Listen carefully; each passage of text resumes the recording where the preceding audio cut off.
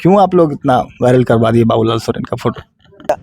जिस गुरुजी ने उन्हें चंपई सोरेन बनाया, झारखंड टाइगर बनाया, उन गुरुजी जब वो 45 दिनों तक दिल्ली में अपनी जिंदगी की आखिरी जंग लड़ रहे थे, एक बार भी इन्हें समय नहीं मिला कि उनकी हालचाल लेकर दिल्ली चले जाएं देने के लिए।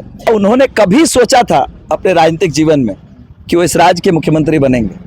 पर व्यक्तिगत हमला किया जाए या गलत तरीके से AI जनरेटेड इमेज के माध्यम से किसी की छवि खराब करने की कोशिश की जाए, ये बिल्कुल भी हमारी परंपरा नहीं है। और इसका तो मुझे मोबाइल चलाना नहीं आता बहुत अच्छे से, मैं AI जनरेटेड इमेज क्या बनाऊंगा? कि आज फेक न्यूज़ की इंडस्ट्री की शुरुआत भारतीय जनता पार्टी के IT सेल ने ही की है इस देश में। पहले जहां 2000 मजदूर काम करते थे, आज वहां 200 मजदूर काम कर रहे हैं। और इस स्थिति के लिए पूरे तौर पर केंद्र सरकार जिम्मेदार है। जो माइंस को बंद करने की भी घोषणा हुई थी जब भारतीय जनता पार्टी की सरकार थी केंद्र में, तभी हुई थी। रामदास सोरेन जी, जिन्होंने 3 दशकों तक चंपई सोरेन जी का साथ दिया, कोल्हान में उनके झंडे को बुलंद किया, उनके निधन के बाद भी आज तक उनके परिवार के लोगों से मिलने का समय आदरणीय चंपई सोरेन जी निकाल नहीं पाए। कि हर चुनाव मोदी जी के नाम पर वोट मांगेंगे, लगता है कि यहाँ पर अगर सड़क टूटेगी तो मोदी जी आएंगे बनाने के लिए। जो भारतीय जनता पार्टी के सो कॉल्ड स्टार प्रचारक हैं, वो सिर्फ चुनावी आप कह सकते हैं साइबेरियन बर्ड्स हैं। जो चुनाव है तो आए हैं, चुनाव खत्म होगा निकल जाएंगे। 11 नवंबर को घाटशिला में उपचुनाव होने हैं और इस वक्त हमारे साथ बातचीत करने के लिए पूरे चुनाव को जो देखरेख कर रहे हैं कुणाल सारंगी है, झारखंड मुक्ति मोर्चा के प्रवक्ता हैं। और पूरी तरीके से कार्यक्रम हर विधायक और मंत्री इस वक्त जो है कैंप कर रहे हैं। हालांकि भाजपा की ओर से भी कई स्टार प्रचारक हैं। कल से मुख्यमंत्री हेमंत सोरेन का कार्यक्रम होना है, हालांकि पहले भी कार्यक्रम हो चुका है। कैसा माहौल है, क्या कुछ कहना चाहते हैं? कई सारे अफवाह भी चल रहे हैं, IT सेल की भी हवाला दी जा रही है, केस की भी बात कही जा रही है। क्यों आप लोग इतना वायरल करवा दिए बाबूलाल सोरेन का फोटो? पहली बात तो है, हम लोग कभी भी इस तरह की चीज़ों का समर्थन नहीं करते हैं जहां पर किसी पर व्यक्तिगत हमला किया जाए या गलत तरीके से AI जनरेटेड इमेज के माध्यम से किसी की छवि खराब करने की कोशिश की जाए, ये बिल्कुल भी हमारी परंपरा नहीं है और इसका समर्थन भी हम नहीं करते हैं।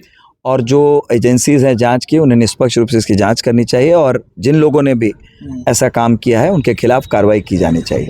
लेकिन मैं आपके माध्यम से ये बात ज़रूर रखना चाहूँगा कि आज फेक न्यूज़ की इंडस्ट्री की शुरुआत भारतीय जनता पार्टी के IT सेल ने ही की है इस देश में।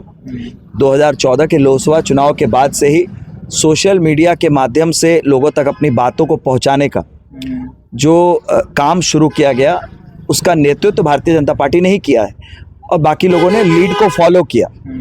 लेकिन आज जो अंग्रेजी में कहावत है फ्रैंकेनस्टाइन मॉन्स्टर, जब आप किसी राक्षस को बनाते हैं तो जब राक्षस बन जाता है वो कभी आप पर भी हमला कर सकता है। तो कई बार इन लोगों ने जिन हथियार को बनाया था विपक्षी दलों को बदनाम करने के लिए, कभी कभी वो हथियार इनके खिलाफ भी इस्तेमाल हो जाते हैं। वही स्थिति है। लेकिन हम लोग ऐसे किसी भी काम पे जिससे किसी के व्यक्तिगत छवि को हानि पहुंचाने की कोशिश हो, इसके हम लोग खिलाफ हैं और इसका समर्थन नहीं करते। कल से मुख्यमंत्री हेमंत सोरेन का कार्यक्रम होना है, क्या लग रहा है? HCL की बातें की जा रही है, कल भी प्रेस कॉन्फ्रेंस कही गई। जिम्मेदार कौन है? इतनी सालों साल जो HCL बंद रहा, या तमाम जो खदान की बातें आती है, रोजगार नहीं है यहाँ पर, एक भी अस्पताल ढंग का नहीं है, रेडिएशन का प्रभाव है, लेकिन फिर भी आज क्यों पीछा है घाटशिला? और क्या लगता है कि अगर JMM की यहाँ से जीत होती है फिर से एक बार रामदास सोरेन की जो सपना था उसको पूरा होने को? देखिए, जहाँ माइंस की आप बात कर रहे हैं, केंद्र सरकार के जो उपक्रम हैं यहाँ पर, चाहे HCL की बात की जाए और अन्य जो माइंस हैं, पहले जहाँ 2000 मजदूर काम करते थे, आज वहाँ 200 मजदूर काम कर रहे हैं। और इस स्थिति के लिए पूरे तौर पर केंद्र सरकार जिम्मेदार है। जो माइंस को बंद करने की भी घोषणा हुई थी जब भारतीय जनता पार्टी की सरकार थी केंद्र में, तभी हुई थी। और इनका जो एजेंडा है पंचायत के चुनाव से लेकर लोकसभा के चुनाव तक मोदी जी के नाम पर वोट मांगने का, ये प्रश्न भारतीय जनता पार्टी के नेताओं से घाटशिला विधानसभा की जनता को निश्चित रूप से पूछना चाहिए कि आखिर माइंस क्यों बंद पड़ी है। केंद्र सरकार के जो उपक्रम है, जो सूरदा का सेंट्रल स्कूल है, जो यहाँ का एक बड़ा शिक्षण संस्थान हुआ करता था, आज उसकी ऐसी दुर्गति क्यों है? जो अस्पताल है HCL का हॉस्पिटल था, उसकी दुर्गति क्यों है? UCIL जो आपके पास में, उसके अस्पताल की ऐसी दुर्गति क्यों है? इन पर ये बात नहीं करेंगे। आप इनसे इन विषयों पर अगर सवाल कीजिएगा तो ये सीधे तौर पर कहेंगे इसे मुर्शिदाबाद बनाने की कोशिश हो रही है, बांग्लादेशी घुसपैठ की बात हो रही है। तो जो इनका पैटर्न है कि हर चुनाव मोदी जी के नाम पर वोट मांगेंगे, लगता है कि यहाँ पर अगर सड़क टूटेगी तो मोदी जी आएंगे बनाने के लिए। तो इन बातों का असलियत जो है लोगों को आईना दिखाना चाहिए। और ऐसे लोग जो आज जिनका घाटशिला के लोगों के दुख सुख से कभी कोई रिश्ता नाता नहीं रहा है, वो भी स्टार प्रचारक बनकर घूम रहे हैं। 11 तारीख के बाद इनका नामो निशान यहाँ नहीं दिखेगा, ना कोई शक्ल देखने को मिलेगी।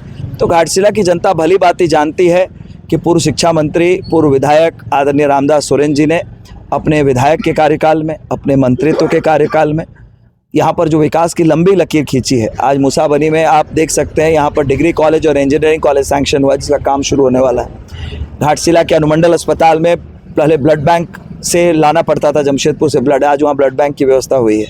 कई शिक्षण संस्थाओं को सुदृढ़ीकरण किया गया है, आधारभूत संरचनाओं का विकास किया गया है, सीएम स्कूल ऑफ एक्सीलेंस को यहाँ बढ़ावा दिया गया है। तो अपने सीमित 5 साल के लिए लोगों ने उन्हें चुना था, लेकिन 1 साल में उनका निधन हुआ है। इन 1 साल में भी उन्होंने एक बहुत लंबी लकीर खींची है और घाटशिला विधानसभा के हर व्यक्ति के साथ जो उनका एक व्यक्तिगत संबंध रहा है, एक पारिवारिक संबंध रहा है, उसकी तुलना में जो भारतीय जनता पार्टी के सो कॉल्ड स्टार प्रचारक हैं, वो सिर्फ चुनावी आप कह सकते हैं साइबेरियन बर्ड्स हैं। जो चुनाव है तो आए हैं, चुनाव ख़त्म होगा निकल जाएंगे, इसलिए यहाँ की जनता जानती है किसका साथ देना। लेकिन चंपई सोरेन बोल रहे हैं कि जो यहाँ पे आखिर पहले क्यों नहीं मंत्री आपने बनाया है उनको, जैसे हाफिजुल हसन को मंत्री बना दिया गया, देवी देवी को मंत्री बनाया, कहीं ना कहीं डर लग रहा है कि जीतेंगे, मंत्री बनाइएगा ना सोमेश सोरेन। देखिए, माननीय मुख्यमंत्री महोदय ने सोमेश जी को मंत्री बनाया ना बनाया, इस पर तो हम लोग बात करेंगे, लेकिन आदरणीय चंपई सोरेन जी को मुख्यमंत्री जरूर बनाया था। तो पहले तो उन्हें इस बात का जवाब देना चाहिए कि जिस व्यक्ति ने अपने परिवार को छोड़कर इस राज्य की बागडोर उनके हाथ में सौंप दी, आज कौन सी परिस्थिति है कि उन्हें उस परिवार के खिलाफ जाना पड़ा है। मेरा सवाल का जवाब तो आज तक उन्होंने नहीं दिया। जिस गुरुजी ने उन्हें चंपई सोरेन बनाया, झारखंड टाइगर बनाया, उन गुरुजी जब वो 45 दिनों तक दिल्ली में अपनी जिंदगी की आखिरी जंग लड़ रहे थे, एक बार भी इन्हें समय नहीं मिला कि उनकी हालचाल लेकर दिल्ली चले जाएं देने के लिए। उनके निधन के उपरांत भी आदिवासी समुदाय में ये परंपरा रहती है कि जब किसी का निधन होता है, जब तक आप उसके घर पर जाकर श्रद्धांजलि नहीं दें, तो श्रद्धांजलि देने की जो प्रक्रिया है वो पूरी नहीं होती है। आज तक उन्हें समय नहीं मिल पाया। राजनीतिक मतभेद हेमंत सोरेन जी के साथ हो सकते हैं, इसमें कोई दिक्कत नहीं है, लेकिन देश के प्रधानमंत्री आए थे अपने, जब गुरुजी का निधन हो गया तो उनके पार्थिव शरीर का दर्शन करने के लिए किसी भी राजनीतिक पार्टी के नेता के पहले देश के प्रधानमंत्री नरेंद्र मोदी जी आए थे वहाँ पर। तो व्यक्तिगत संबंधों में राजनीतिक जो भी आपकी राजनीतिक आपके विचार हो, विचारधारा रही हो, वो कभी बाधक नहीं बननी चाहिए। रामदास सोरेन जी, जिन्होंने 3 दशकों तक चंपई सोरेन जी का साथ दिया, कोल्हान में उनके झंडे को बुलंद किया, उनके निधन के बाद भी आज तक उनके परिवार के लोगों से मिलने का समय आदरणीय चंपई सोरेन जी निकाल नहीं पाए।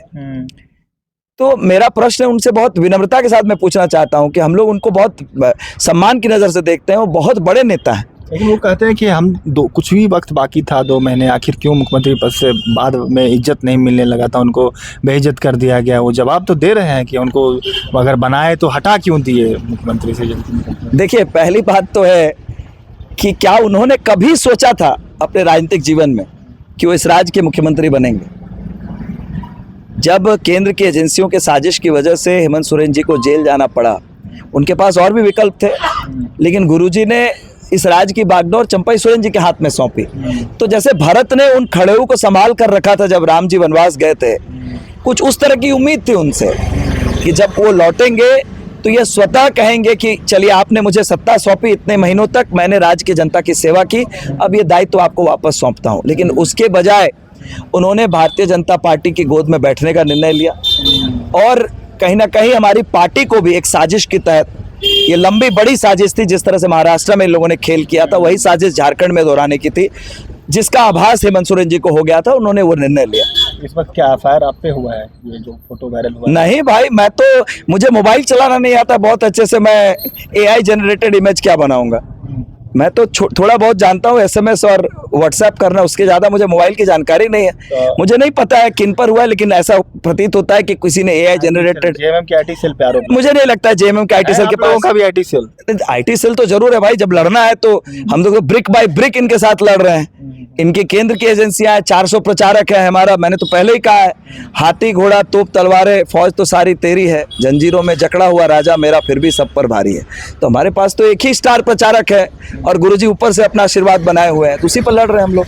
चलिए, ये थे हमारे साथ कुणाल सारंगी, जिन्होंने कई बातों को रखा है और कई चीज़ों को जो है पार्टी के अंदर की बात जो है जिस तरीके से जो चल रही है उनको हालात को, हालांकि 11 नवंबर को चुनाव होना है और किस तरीके से यहाँ की जनता इस बार फिर से एक बार महागठबंधन को चुनती है या एनडीए की जो दावे कर रहे हैं कि हम यहाँ पर जीत कर सरकार को आने दिखाएंगे, यह जनता को 11 नवंबर को तय करना है। हालांकि कल से मुख्यमंत्री हेमंत सोरेन और कल्पना सोरेन की कार्यक्रम यहाँ पर होनी है। शुक्रिया।